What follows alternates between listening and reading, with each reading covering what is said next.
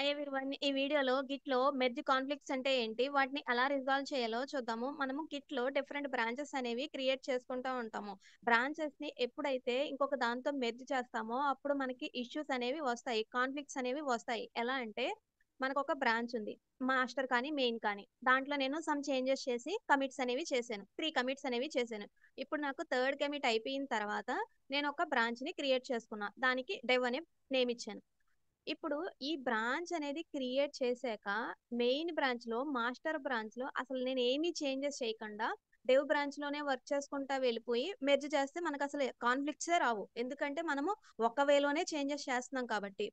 కానీ ఎప్పుడైతే నేను ఈ బ్రాంచ్ అనేది క్రియేట్ చేసాక డెవ్ బ్రాంచ్‌లోనూ సమ్ చేంజెస్ చేసి, కమిట్స్ చేసి అండ్ మాస్టర్ బ్రాంచ్‌లోనూ సమ్ చేంజెస్ చేసి, కమిట్స్ చేస్తే మనకి కాన్‌ఫ్లిక్ట్స్ అనేవి వచ్చే ఛాన్సెస్ ఉన్నాయి. అవి ఎప్పుడెప్పుడు కాన్‌ఫ్లిక్ట్స్ వస్తాయి అనంటే, ఆ 2 బ్రాంచెస్ ఏదైనా ఒక పర్టిక్యులర్ ఫైల్‌లో సేమ్ లైన్ దగ్గర మోడిఫికేషన్ అనేది చేస్తే, అంటే నాకిక్కడ బ్రాంచ్ అనేది క్రియేట్ చేసాక మాస్టర్ బ్రాంచ్‌లోను, డెవ్ బ్రాంచ్‌లోను సేమ్ ఫైల్‌లో, సేమ్ లైన్‌లో మనకి మోడిఫికేషన్ అనేది జరిగితే ఖచ్చితంగా కాన్‌ఫ్లిక్ట్ అనేది వస్తుంది. ఎందుకనంటే ఒకే ఫైల్‌లో, ఒకే లైన్‌లో ఒక బ్రాంచ్‌లోనేమో ఒక కోడ్ ఉంది. ఇంకొక బ్రాంచ్‌లో ఇంకొక కోడ్ ఉంది. గిట్‌కి తెలీదు ఏ కోడ్ అనేది ఉంచాలి అని చెప్పి. అప్పుడు మనకి ఇష్యూస్ అనేవి వస్తాయి. నెక్స్ట్ ఒక పర్టిక్యులర్ బ్రాంచ్‌లో ఫైల్‌ని రీనేమ్ చేసాము. లేకపోతే ఆ ఫైల్‌ని వేరే ఫోల్డర్‌కి మూవ్ చేసాము. అండ్ వేరే బ్రాంచ్‌లో సేమ్ అదే స్ట్రక్చర్‌లో ఉండంగా మోడిఫికేషన్ చేస్తున్నాము. ఈ కేస్‌లో కూడా మనకి మెర్జ్ చేసినప్పుడు ఇష్యూస్ ఒస్తాయి. ఎందుకంటే ఆ ఫైల్ ఆ పర్టిక్యులర్ ఫోల్డర్‌లో లేదు. ఉంచాలో లేదో తెలీదు గిట్‌కి. అందు గురించి కాన్‌ఫ్లిక్ట్ ఒస్తుంది. ఇంకొకటేంటి అనంటే ఆ ఫైల్‌ని కంప్లీట్‌గా డిలీట్ చేసేసాం. ఇక్కడ నాకు మాస్టర్ బ్రాంచ్‌లో ఈ కమిట్ అయ్యేంత వరకు ఒక 3 ఫైల్స్ ఉన్నాయి. నేను సెకండ్ ఫైల్‌ని డిలీట్ చేశాను. ఆ సెకండ్ ఫైల్‌లోనే నేను ఈ డెవ్ బ్రాంచ్‌లో సమ్ చేంజెస్ చేసి కమిట్ చేస్తున్నా. అప్పుడు కూడా మనకి కాన్‌ఫ్లిక్ట్స్ వస్తుంది. ఎందుకనంటే అంతకుముందు ఆ ఫైలు ఉండేది డిలీట్ చేసేసాము. ఈ బ్రాంచ్‌లోనేమో అందులో చేంజెస్ చేస్తున్నాము. ఫైల్ డిలీట్ అయిపోయింది కదా! అది డిలీట్ చేసింది అలానే ఉంచాలా? లేకపోతే ఆ ఫైల్‌లో ఈ డెవ్ బ్రాంచ్‌లో ఉన్న చేంజెస్ పెట్టాలా? అని చెప్పి మనకి గిట్‌కి తెలియక ఈ కాన్‌ఫ్లిక్ట్స్ అనేవి వస్తాయన్నమాట. ఇప్పుడు ఒక ఎగ్జాంపుల్ అనేది చూద్దాం. ఇక్కడ నేను ఒక ఫోల్డర్‌ని వీఎస్ కోడ్ ఎడిటర్‌లో లోడ్ చేశాను. నేనిక్కడ ఒక ఫైల్‌ని రాస్తున్నా. test1.txt అని ఒక ఫైల్‌ని తీసుకుంటున్నా. ఈ ఫోల్డర్‌లో నేను గిట్‌ని ఇనిషియలైజ్ చేస్తున్నా. గిట్ ఇనిట్ అనే కమాండ్ ఇస్తున్నా. ఒక లైన్ రాస్తున్నా ఈ ఫైల్‌లో. మాస్టర్ బ్రాంచ్ లైన్ 1 అని చెప్పి ఒక సింపుల్ ఎగ్జాంపుల్ అనేది నేను చెప్తున్నా. మాస్టర్ బ్రాంచ్ లైన్ 1 అని. నేనిప్పుడు ఒక కమిట్ అనేది చేస్తున్నాను. గిట్ యాడ్ డాట్ అని చెప్పి ఇస్తున్నా. తర్వాత కమిట్ చేస్తున్నా. నేను కమిట్స్ ఎలా ఇస్తున్నానంటే మాస్టర్ C1 అని చెప్పి ఇస్తున్నా. మాస్టర్ బ్రాంచ్‌లో కమిట్ 1 అని చెప్పి ఇస్తున్నా. సో, తర్వాత నేనేం చేస్తున్నానంటే ఒక బ్రాంచ్‌ని క్రియేట్ చేస్తున్నా. ఒక బ్రాంచ్‌ని క్రియేట్ చేసి ఆ బ్రాంచ్‌కి స్విచ్ అవ్వాలి అనంటే కమాండ్ ఏంటంటే గిట్ చెక్‌ఔట్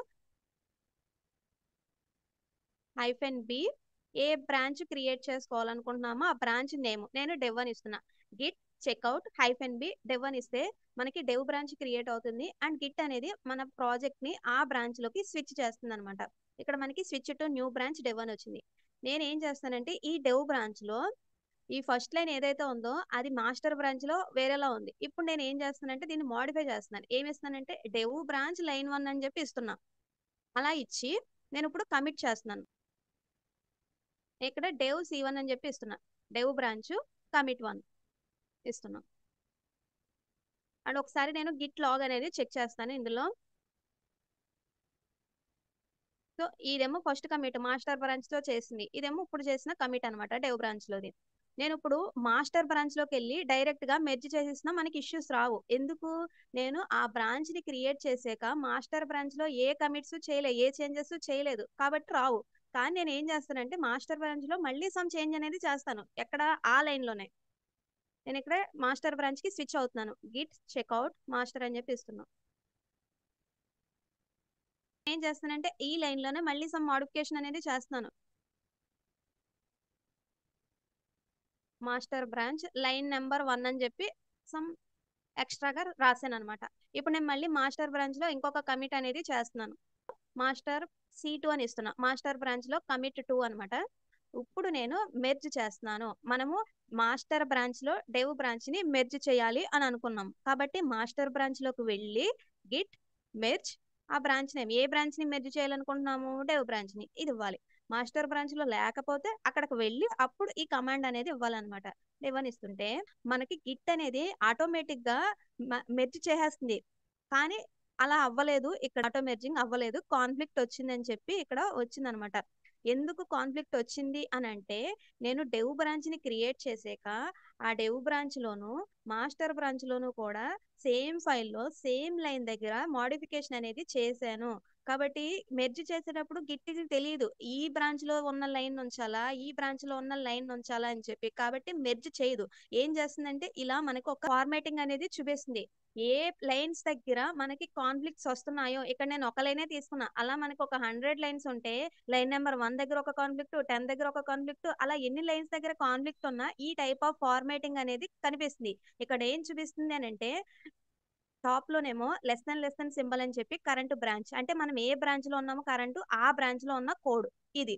తర్వాత అక్కడ ఎక్కడైతే కాన్ఫ్లిక్ట్స్ వచ్చిందో అక్కడ ఈ పర్టికులర్ ఫార్మాటింగ్ అనేది కనిపిస్తుంది అనమాట. ఏ లైన్స్ దగ్గర కాన్ఫ్లిక్ట్ వచ్చిందో ఆ లైన్స్ ఇక్కడ కరెంట్ బ్రాంచ్ లో ఉన్నవి. అయిపోయిన తర్వాత ఈక్వల్ టు సైన్ వచ్చి, తర్వాత ఇలా మనము మెర్జ్ చేసే బ్రాంచ్ ఏదైతే ఉందో దాంట్లో ఆ లైన్స్ దగ్గర ఏ కోడ్ ఉందో అది, అండ్ ఆ బ్రాంచ్ నేమ్ అనేది ఇక్కడ గ్రేటర్ దెన్ సింబల్ తో ఉంటుంది అనమాట. అంటే ఇక్కడ ఈక్వల్ టు ఏదైతే ఉందో దాని పైనేమో కరెంట్ బ్రాంచ్ లోది, అండ్ ఈక్వల్ టు కింద ఉన్నదేమో డెవ్ బ్రాంచ్ లోది. డెవ్ బ్రాంచ్ అంటే మనం దేన్నైతే మెర్జ్ చేస్తున్నామో దాన్ని. అండ్ ఇక్కడ మనకి ఇక్కడ లింక్స్ అనేవి కనిపిస్తున్నాయి, options: accept current change, accept incoming change, accept both changes, compare changes అని చెప్పి. ఆటోమేటిక్ గా మెర్జ్ చేయలేదు కాబట్టి మనమే ఈ ఫైల్లో ఏ కోడ్ ఉంచాలో అది ఉంచుకుని తర్వాత మనము ఒక కమిట్ అనేది చేయాలి. అప్పుడు మెర్జ్ ప్రాసెస్ అనేది కంప్లీట్ అయినట్టు అనమాట. గిట్ స్టేటస్ అని చెప్పి ఒక కమాండ్ ఇస్తే మనకి యూ హ్యావ్ అన్మెర్జ్డ్ పాత్స్ అని వచ్చింది, అంటే మెర్జింగ్ అనేది కంప్లీట్ అవ్వలేదు అని చెప్పి కనిపించింది. ఇప్పుడు అది కంప్లీట్ అవ్వాలంటే ఏం చేయాలి? మనకి ఈ కాన్ఫ్లిక్ట్స్ ఎక్కడైతే వస్తున్నాయో వాటిని రిజాల్వ్ చేసి ఒక కమిట్ అనేది అడిషనల్ గా చేయాలి. చెయ్యాలి అని అంటే మనం ఏం చేయాలంటే, ఇక్కడ ఈ లింక్స్ క్లిక్ చేస్తే okay, accept current change. Current change అంటే ఏంటి? మనం ఏ బ్రాంచ్ లో ఉన్నామో ఆ బ్రాంచ్ లో యాజ్ ఇట్ ఈస్ ఏదైతే ఉందో అదే ఫైనల్ చేయాలి అని. నాకు మాస్టర్ బ్రాంచ్ లో ఏముంది? మాస్టర్ బ్రాంచ్ లైన్ నెంబర్ 1 ఉంది. నేను యాక్సెప్ట్ కరెంట్ చేంజ్ మీద క్లిక్ చేస్తే ఇలా వచ్చింది. నేను ఒకసారి కంట్రోల్ Z ప్రెస్ చేస్తున్నా. తర్వాత యాక్సెప్ట్ ఇన్కమింగ్ చేంజ్ అని ఉంది కదా, దాని మీద క్లిక్ చేస్తున్నా. అప్పుడు ఏమొచ్చింది? డెవ్ బ్రాంచ్ లైన్ 1 అని వచ్చింది. అంటే డెవ్ బ్రాంచ్ లో చేసిన చేంజెస్ ఫైనల్ చేయమని ఆ లింక్ అనేది చెప్తుంది అనమాట. తర్వాత యాక్సెప్ట్ బోత్ చేంజెస్, దీని మీద క్లిక్ చేస్తే ఏమొస్తుంది? మాస్టర్ బ్రాంచ్ లోదు, తర్వాత మెయిన్ డెవ్ బ్రాంచ్ లోది, రెండు కలిపి ఒకదాని తర్వాత ఒకటి అలా వచ్చేస్తాయి అనమాట. ఈ కంపేర్ చేంజెస్ మీద క్లిక్ చేస్తే ఈ విధంగా ఫార్మాటింగ్ అనేది చూపిస్తుంది. మనము డెవ్ బ్రాంచ్ లో ఇన్కమింగ్ బ్రాంచ్ లో ఫైనలైజ్ చేస్తే ఏ విధంగా ఉంటుందో అది చూపిస్తుంది. ఇక్కడ ఈ లైన్ ఏదైతే ఉందో రెడ్ కలర్, అది రిమూవ్ అయిపోతుంది, అండ్ గ్రీన్ కలర్ లో ఏదైతే ఉందో అది యాడ్ అవుతుంది, చైల్డ్ బ్రాంచ్ నుంచి వస్తుంది అని చెప్పి ఇక్కడ మనకి చూపిస్తుంది. అండ్ ఈ ఆప్షన్సే కాదు, మనం మాన్యువల్ గా కావాలి అని అనుకుంటే ఇక్కడ ఇవన్నీ తీసేసి మనకి ఏవైతే కావాలో అవి ఉంచుకోవచ్చు అనమాట. దీంట్లో ఏమేం లైన్స్ కావాలో అవి ఉంచి, తర్వాత ఇక్కడ మనం అడిషనల్ గా ఏ లైన్స్ కావాలంటే అవన్నీ కూడా రాసుకోవచ్చు. ఆ రెండు కాదు, అందులో కొన్ని ఇందులో కొన్ని అడిషనల్ గా ఇంకొన్ని కూడా మనం యాడ్ చేసి ఇక్కడ ఒక కమిట్ అనేది చేసుకోవచ్చు. నేను ఇక్కడ ఏమి ఇస్తానంటే master branch and dev branch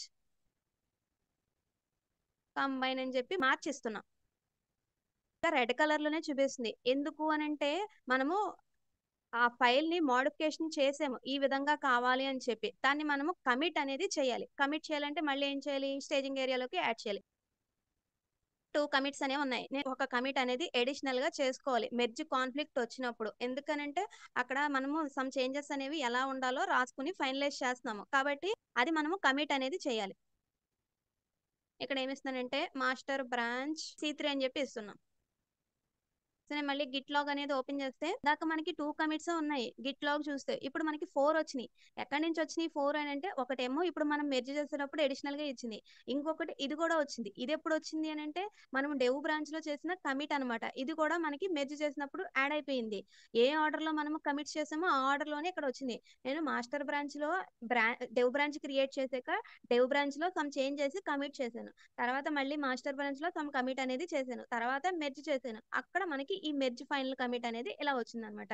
ఇప్పుడు మనము ఎన్ని లైన్స్ దగ్గర మోడిఫికేషన్ చేసినా సేమ్ ఫైల్లో ప్రతి చోట కాన్ఫ్లిక్ట్ వచ్చిన ప్రతి చోట ఇందాక నేను చూపించిన స్ట్రక్చర్ లోనే వస్తుంది అనమాట.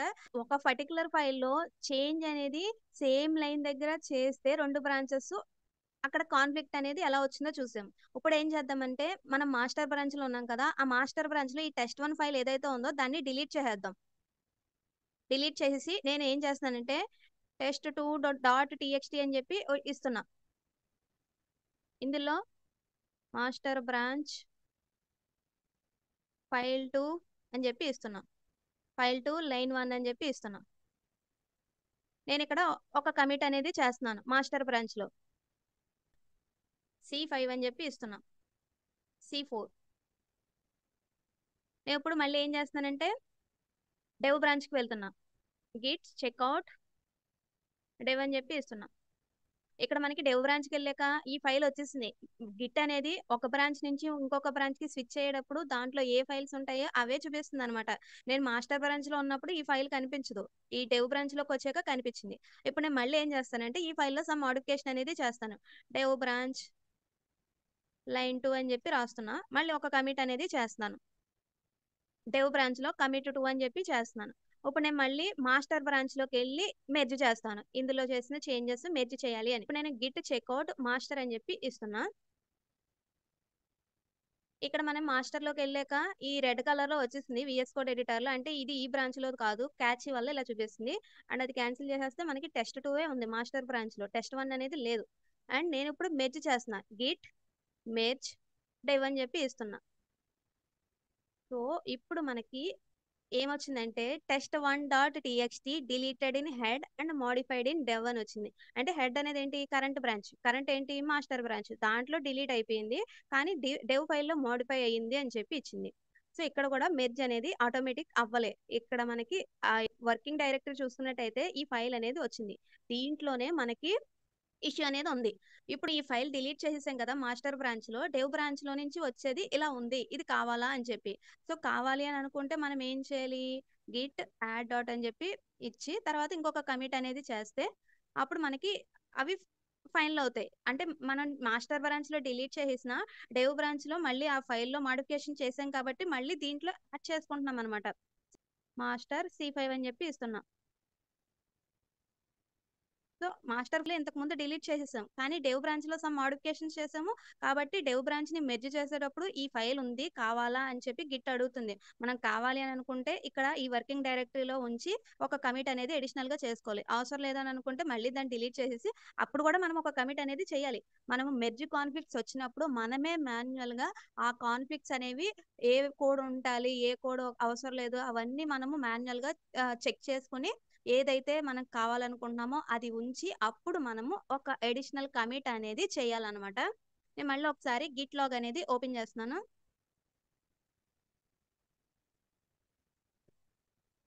సో మెర్జ్ చేసినప్పుడు ఆ బ్రాంచ్ లో కమిట్స్ కూడా మనకి ఈ బ్రాంచ్ లోకి వచ్చేస్తాయి అనమాట. డెవ్ బ్రాంచ్ లో నేను C2 చేశాను, అది కూడా ఇప్పుడు మనకి ఇక్కడ వచ్చేసింది అనమాట. ఇవి కాన్ఫ్లిక్ట్స్ గురించి. ఒక పర్టికులర్ బ్రాంచ్ అనేది క్రియేట్ చేసిన తర్వాత ఈ బ్రాంచ్ లోనూ చేంజెస్ చేసి ఈ బ్రాంచ్ లోనూ చేంజెస్ చేస్తే కాన్ఫ్లిక్ట్స్ అనేవి వచ్చే ఛాన్సెస్ ఉంటాయి. ఎప్పుడెప్పుడు వస్తాయి అని అంటే మాక్సిమం మనకి ఈ 3 కేసెస్ అనమాట. Thank you for watching.